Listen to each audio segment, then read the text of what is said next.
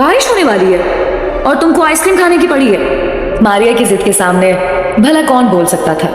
राशिद की माँ भी आ गई।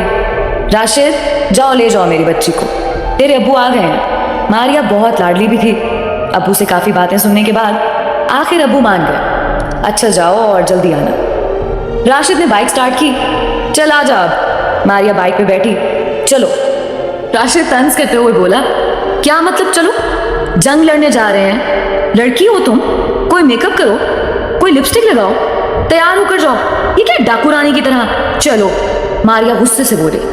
चल चल, तू आया बड़ा मेकअप कराने वाला। मुझे नहीं अच्छा लगता मेकअप करना। अल्लाह ने जैसा बनाया शुक्र अल्हम्दुलिल्लाह। दोनों आइसक्रीम वाले के पास पहुंचे। मारिया का दिल चाह रहा था पिज़्ज़ा खाने को। राशिद, चलो ना पिज़्ज़ा खा लेते हैं, आइसक्रीम रहने दो। राशिद गुस्से से बोला, आइसक्रीम खानी है तो बताओ, वरना मैं घर जा रहा हूँ। मारिया के सामने हारना ही पड़ता था। जानता था जो कह रही है मानना पड़ेगा। पिज़्ज़ा ऑर्डर किया। वहीं रेस्टोरेंट बैठकर बारिश बरसने लगी। बहुत प्यारा मौसम था। रेस्टोरेंट के बाहर मंजर बहुत दिलफरेब था।